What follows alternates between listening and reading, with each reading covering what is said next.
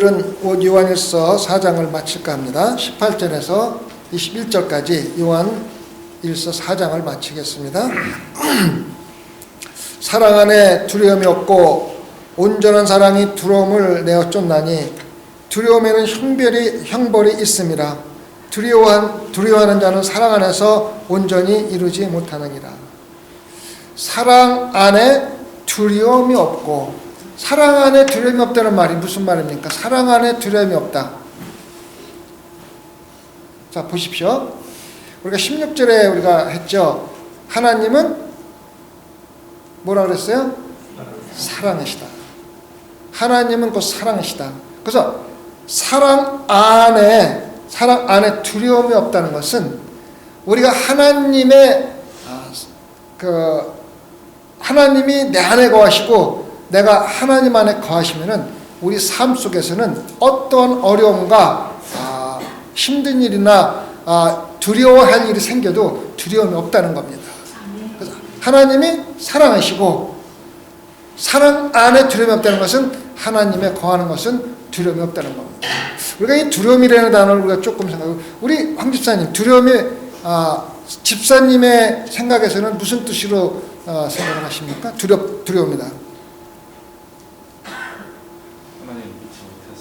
하나님 못해서 두려워합니다. 성경에서 두려움이라는 단어는 보통 어떻게 쓰이냐면은 하나님을 경외한다는 뜻으로 쓰입니다. 왜? 하나님을 두려워하는 것이 모든 지식의 근본이라고 그랬거든요.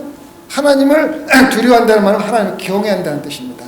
근데 여기서 두려워한다는 뜻은요, 노예가 두려워하는다는 뜻에 두렵습니다. 성경에서 두려움이라는 단어가 어디에 처음 나오는지 아세요? 두려움이라는 뜻이. 성경에서 두려움이라는 단어가 처음 나오는 게 창세기 3장 10절에 나옵니다. 왜 나오느냐? 아담이 뭘 했습니까? 죄를 졌어요. 죄를 짓고 하나님이 두려워서 어떻게 했어요? 숨었습니다. 그래서 그 노예가 두려워한다는 단어가 바로 여기서 두려워한다는 단어가 똑같이 쓰이는 단어인데, 우리는 노예입니까? 아닙니까? 노예예요. 뭐의 노예입니까? 죄의 노예입니다. 그래서 두려워한다는 뜻, 우리 창세기 3장 10절 한번 찾아봅시다.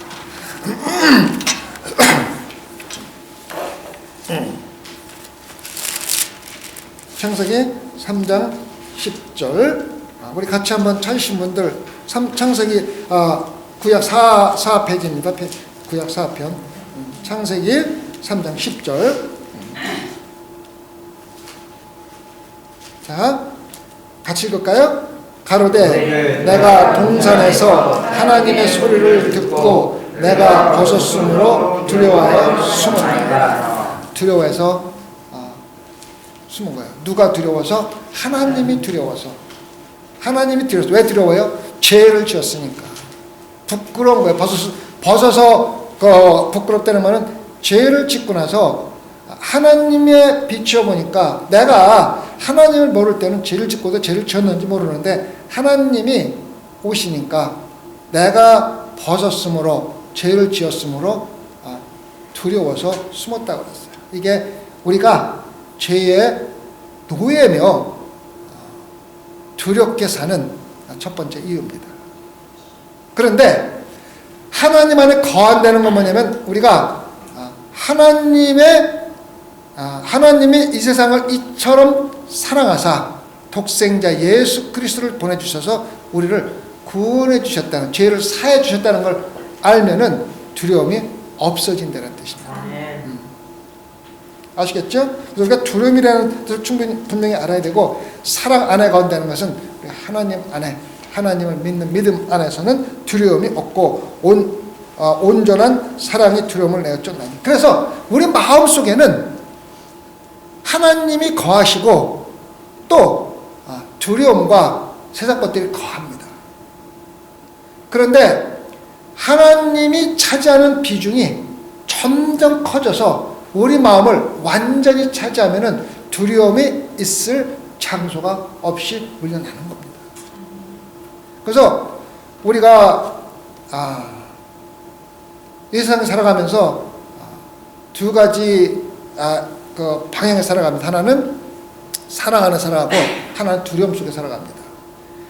모든 것들이 두려움입니다. 다시 말하면 걱정, 근심입니다. 우리가 살아가면서 걱정, 근심, 두려움만 없앨 수만 있다면 행복하게 살 수 있을 텐데 그게 안 되는 거예요. 우리를 걱정, 근심하게 만드는 일들이 너무 많아요. 요즘에 제가 내가 지금까지 살아온 시간 중에서 가장 진짜 마음이 터질 것 같이 힘들게 살아가는 시간이 지금입니다. 그것이 내 삶이 힘들어서 그런 게 아니라 이 세상에 있는 죄들, 얼마나 인간들이 사악하고 얼마나 인간들이 하나님이 보시기에 정말로 더럽고 벌레만도 못한 인간들인가를 갖다가 보면서 마음이 터질 것 같은 거예요. 소망교회 성도들을 이렇게 보면서 구원받지 못하고서 자기 멋대로 이기주의로 살아가는 사람들 보면은 마음이 답답한 거예요. 그래도 내가 3년을 넘게 목회를 하고 가르치고 했는데 변함도 없고 똑같이 이기주의적으로 하나님을 진실로 받아들이지 못하고 살아가는 걸 보면은 제 자신이 생각을 하는 건데 난 지금까지 뭐 했지? 도대체 이게 뭐지? 이렇게다가 세월만 또 가면서 신앙생활 20년 30년 하면서 또 똑같이 살아가는 모습을 내가 또 봐야 하나? 답답한 거예요. 우리 신앙은 성장을 해야 됩니다. 성장을 해야 돼요.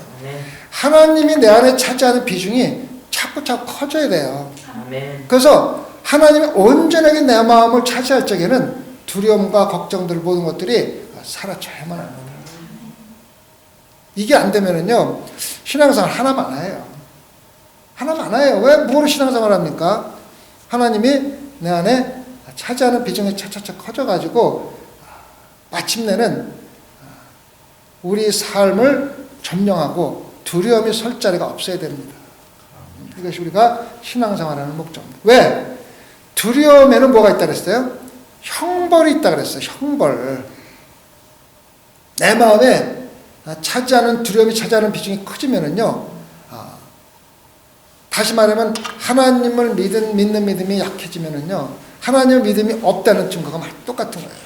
그럴 때 우리가 뭔가 심판대에서 형벌을 받는 거예요. 두려움은 형벌을 있기 때문에 우리가 쫓아내야 되는 거예요. 17절에서는 우리가 뭡니까? 심판대에서 담대해지는 거고 18절에서는 우리가 심판대에서 두려워하는 거예요. 극대극이잖아요.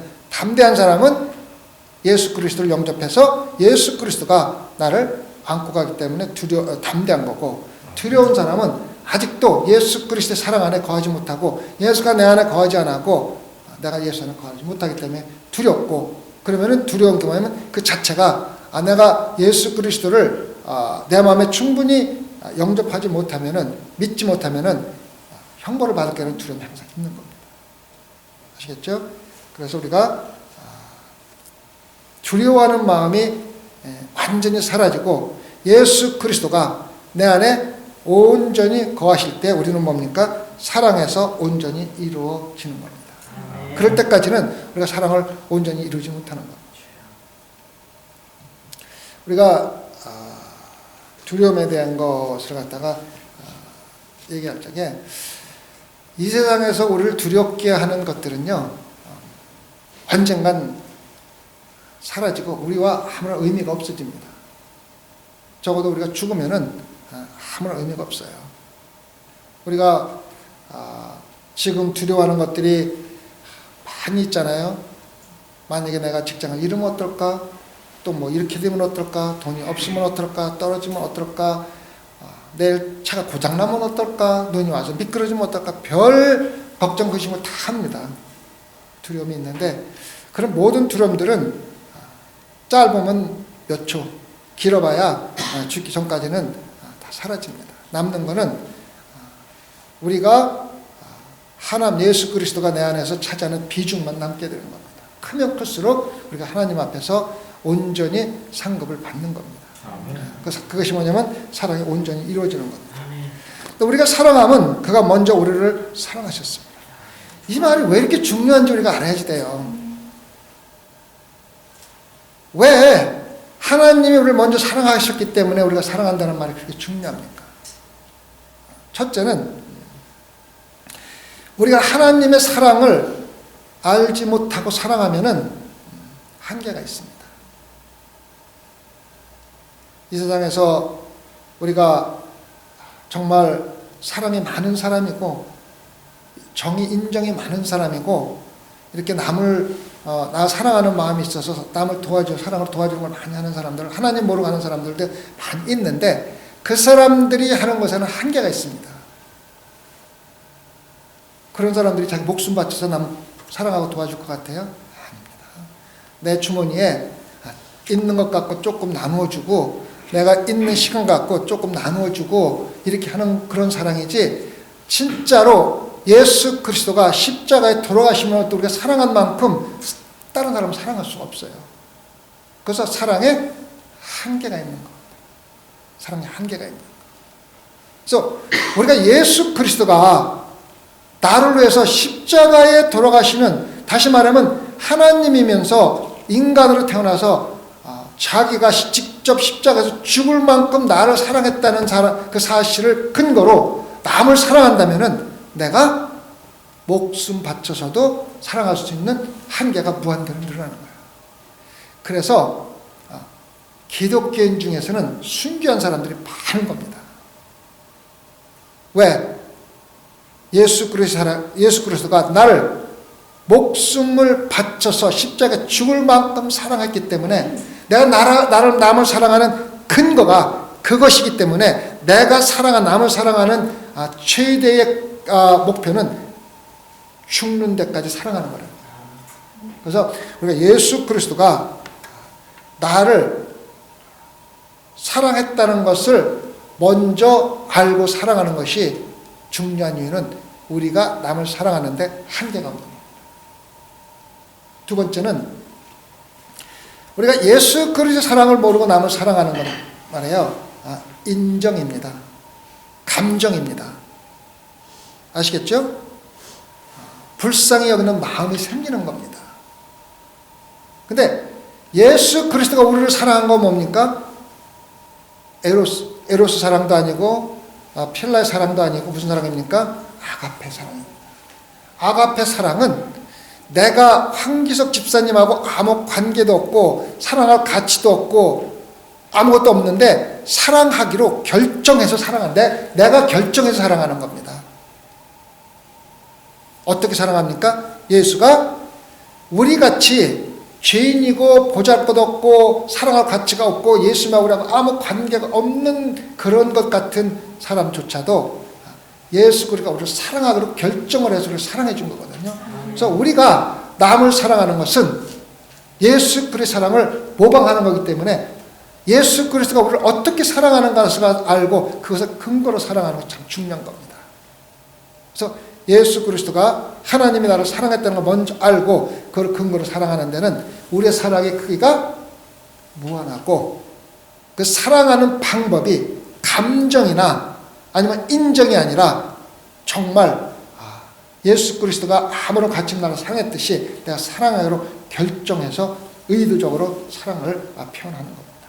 그래서 굉장히 중요한 겁니다. 그 다음에 20절은 누구든지 하나님을 사랑하노라 하고 그 형제를 미워하면 이는 거짓말하는 자니 보는 바 그 형제를 사랑치 아니하는 자가 보지 못하는 바 하나님을 사랑할 수가 없느니라. 이런 말이 있습니다. 하나님이 내 안에 거하시고 내가 하나님의 사랑을 깨달으면은 주변에 형제들이 보이기 시작한다. 우리가 평상시에는 황기석 집사님이 열심히 살고 있는지, 좋은 일이 있는지, 나쁜 일이 있는지, 애들하고 라온이하고 얼마나 싸우는지 관심이 없어요. 근데 하나님이 내 안에 거하시고 내가 하나님의 사랑이 내 안에 거하면은 그때부터 보이기 시작하는 거야. 오늘 황기석 집사님이 하루 잘 지냈겠지? 학교 가서 아이들하고 학생들하고 가르치면서 얼마나 힘들었을까? 생각이 들기 시작하는 거예요. 그전에는 황희정 집사님이 어떻게 지나 관심이 없는 거예요. 뭐 내 삶도 아니고 내가 남 걱정까지 할 필요가 뭐가 있어? 이런 생각이 드는 거예요. 어저께 제가 저녁에 와서 뉴스를 보는데 6시에 뉴스 나오는데 첫 번째 뉴스가 뭐냐면 스피릿에서 20%를 레이업시킨다는 뉴스가 나오더라. 내가 소망교회 목사가 아니고 여러분들을 사랑하지 않는다면 그런가, 나하고는 뭐 내가 뭐 스피릿 일하는 것도 아니고 관심도 없을 텐데 잘 걱정이 더 되는 거예요. 우리 교회 나오는 성도님들 중에 누구가 거기 다니는데 이분들 괜찮겠지? 기도해야지. 기도하게 되는 거예요. 이게 뭐냐면은 하나님이 내 안에 거하고 하나님의 사랑이 내가 거하기 때문에 그 사람들의 어려움이 내 어려움이 되고 그 사람들이 겪어야 할 어려움과 고통이 내가 겪은 것과 똑같은 거예요. 그래서 진심으로 기도하게 됩니다. 이것이 바로 우리가 얘기를 하는 거예요. 하나님이 내 안에 거하시면은 나에게 내려오면은 주변에 형제 자매들이 보이기 시작하는 겁니다. 조지 그레고리 의사라는 사람이 스코틀랜드에서 길을 가다가 작은 한 여자아이를 만납니다. 여자아이가 예쁘장하고 참 연약해 보이는데 아이를 안고 가는 거예요. 아이를 안고 가는데 자기가 너무 연약하고 힘이 없으니까 아이를 안고 가면서 비틀비틀하며 걸어가는 거예요. 그러니까 의사가 묻습니다. 아이가 무겁지? 그렇지 않냐? 이 아이가 잠시 멈춰서더니 이 의사를 바라보면서 아니에요. 하나도 안 무거워요. 이 아이는 내 동생이에요. 형제예요. 여러분들이 교회에서 형제자매라고 부르면서 그 사람을 어려움을 내가 안고 가고 그 사람의 몸무게를 지고 가면서 남을 위해서 한다고 치면은요 힘들어서 못해요. 뭐라 그럽니까? 내 형제입니다. 형제를 위해서 아무것도 안 하면서 하나님을 사랑한다는 것은 말도 안 되는 거예요. 어렵고 힘들 때 하나님한테 그러세요. 주님, 내 형제입니다. 내 동생입니다. 내 누나입니다. 뭐가 힘듭니까? 이렇게 할 수 있어요? 하나님이 그렇게 하라는 거예요. 맨날 남 도와준다고 생각하고 남 일 해준다고 생각하고 남이라고 생각하니까 힘들고 하기 싫고 짜증나고 조금만 이러다가 힘들면 그만두고 그러는 거예요. 하나님이 일을 하다가 힘들다고 그만두는 것은요 남의 일이라고 생각하기 때문에 그렇고 성령의 능력에 따라서 일을 하지 않기 때문에 그래요. 하나님이 일하면서 기쁘지 않으면은요 남의 일이라고 생각하고 하고 하나님이라고 생각하지 않고 하기 때문에 그렇고 성령이 인도하는 능력에 따라서 하지 않기 때문에 그런 거예요. 하나님이 일을 하면서 힘들다는 얘기가 어디서 나옵니까? 감사하고 기쁘고 즐거워야지. 안 그래요? 남은 일이라고 생각하면은요 힘들고 하기 싫고 짜증나고 그만둘 수밖에 없어요. 조금만 핑계가 생기면은 그 핑계 삼아서 그만두는 거예요. 내가 잘못해서 그만두는 게 아니라 그 핑계가 잘못해서 오늘 눈이 오니까 안 나오는 거지 내가 가기 싫은 거 아니야. 나 가고 싶어 미치겠는데 가다가 사고 나면 그거는 하나님 뜻이 아니야. 안 가는 게 좋다. 핑계를 찾으면은요 교회 나올 일이 없어요. 하나님이 할 일이 없어요. 어린아이가 무겁게 누가 봐도 무겁게 비틀거리며 안고 가지만은 내 동생이에요. 내 형제라고 생각하면은요 아무 무거운 게 없는 거예요.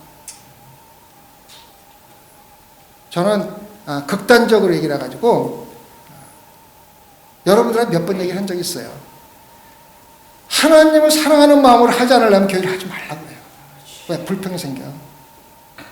그러니까 교회에서 일하고서 불평 생기고 서로 네가 하니 안 하니 더 하니 적게 하니 더 먹니 자꾸 말이 나는 이유가 뭐냐면요, 하나님을 사랑하는 마음이 아니라 남의 일이라고 생각하게 됩니다. 그러니까 하나님을 사랑하는 것이 주변에 나타나야만 합니다. 제가 내일 설교 때 얘기하는 것 중에 우리 이장로님에서 한 가지만 얘기해 드릴게요. 다른 분들은 아마 또 들을 겁니다. 워런 웨스비 목사님이 이야기를 한 건데, 우리가 밖에 나가면 하늘에 뭐가 있습니까?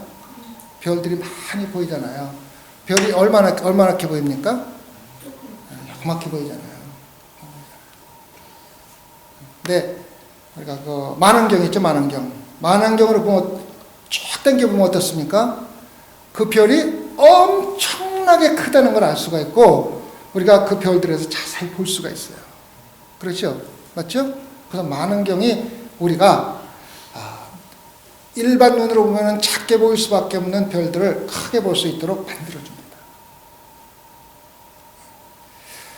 예수님이 2000년 전에 살았던 멀리 있는 한 인간으로 많은 사람들에게 보입니다. 근데 우리가 만원경의 역할을 해야 된다는 거예요. 사람들이 우리를 통해서 예수 그리스도를 2000전에 있는 사람이 아니라 끌어당겨서 오늘 나와 함께하고 있는 예수님으로 볼 수 있도록 만들어주는 게 누구냐면은 여러분과 나라는 거예요. 아멘. 어떻게 만들어주냐? 사랑을, 이웃을 사랑함으로, 내가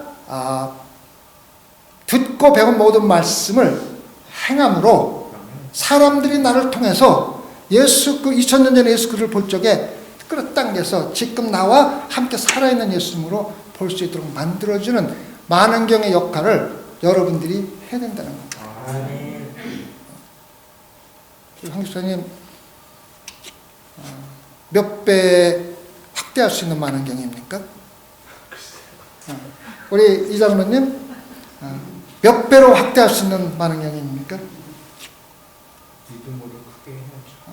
예수님이 2000년 전 사람인데 한 1500년 사람으로 보입니까? 아니면은 바로 내 앞에서 같이 먹고 입고 자면서 나와 같이 생활하는 예수님으로 보입니까?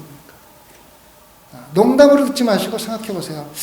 내가 지금까지 신앙생활하면서 그리스도라면서 다른 사람들이 나를 볼 적에, 내가 그 사람들을 사랑하고 믿음을 행하는 걸 내가 볼 적에 과연 예수님이 어떠한 분으로 보일까? 생각을 한번 해보세요. 심각하게 한번 생각해 보시고, 가능하면 크게 확대할 수 있는 만원경이 되세요. 그래서 예수님이 바로 그 사람들이 나를 통해서 볼 때 지금 살아서 역사하시는 하나님으로 볼 수가 있어야만 합니다. 아시겠죠? 그 다음에 21절입니다. 우리가 이 계명을 주께 받았나니 하나님을 사랑하는 자는 또 그 형제를 사랑할지니라. 우리가 이 계명을 주께 받았나니 하나님을 사랑하는 자는 또한 형제를 사랑할지니라. 왜 계명으로 받은 게 이렇게 중요합니까? 계명으로 받았다는 것은 해도 좋고 안 해도 좋고가 아니라 반드시 해야 된다는 거예요. 첫 번째 계명이 뭡니까? 하나님을 몸과 마음과 청성을 다 바쳐서 사랑하고 내 이웃을 내 몸과 청성. 이 계명이 하나로 뭉쳐져 있는 거예요. 따로 떨어져 있는 게 아니에요. 아시겠죠? 그래서 계명으로 주셨다는, 왜 여기서 자꾸 계명으로 주셨다는 말을 갖다가 강조를 하냐면은, 계명으로 주신 거는요, 우리가 지켜도 좋고 안 지켜도 좋고, 남을 사랑해도 좋고 안 사랑해도 좋고, 하나님을 사랑해도 좋고, 그게 아니라 목숨을 바쳐서 반드시 해만 하는 겁니다. 그 말은 뭐냐면, 하지 않으면은 하나님이 나 안에 거하시지 않고 나도 하나님이 거하지 않다는 걸 갖다가 우리가 분명히 알아야 된다는 거예요. 여러분, 우리가 신앙생활한 내일 설교가 살아있는 믿음입니다. 살아있는 믿음. 그래서 제가 살아있는 믿음을 여러분들한테 설교를 하면서 살아있는 믿음이 얼마만큼 사람들에게 예수 그리스도를 당겨서 볼 수 있는 많은 경우 역할을 할 수 있는가에 대해서 말씀을 드릴 겁니다. 그 예문들이 어떻게 나오면 아브라함이 나옵니다. 아브라함이 100세에 얻은 아들을 모리아산에서 십자가에 달려 예수 그리스도가 십자가에 달려가 돌아가신 똑같은 장소에서 이삭 아들을 제물로 드리는 이야기, 그 믿음 행함으로 제가 말씀을 드립니다. 우리가 사랑도 마찬가지입니다. 입으로 사랑 참 함을 해봐야 아무런 의미가 없습니다. 사랑은 보여져야만 합니다. 보여지지 않는 사랑은 아무 의미가 없습니다. 여러분, 교회 와서 하나님을 찬양하고 사랑하는 표현도 많이 하고 말씀 드릴 때마다 주님 사랑합니다 기도하고 다 하지만은 그 사랑이 입에서 끝나면은 아무런 의미가 없습니다. 여러분, 사랑을 표현해야 되는데 사랑은 관심입니다. 아까도 말씀드렸지만 하나님이 내 안에 가시면 과연 황기석 집사님이 오늘 하루 잘 지내셨을까? 무슨 어려움은 없을까? 또 더 마음이 더 깊이 들어오면은 한번 전화를 한번 해보자. 황 집사님 오늘 뭐 특별한 일 없으셨죠? 마음에 오늘 기도하는데 황 집사님 기도를 하는데 이러이러 했었네 하고 한번 전화해보는 거. 이게 바로 사랑입니다. 그래서 사랑의 반대말은 미움이 아니라 뭐라 그러니까 무관심이라고 했잖아요. 관심을 가지고 하나님이 내 안에 거하시는 것을 나타내면서 사랑으로 사랑을 실천하는 소망교 성도 여러분 되기를 부탁드리겠습니다. 기도하시겠습니다.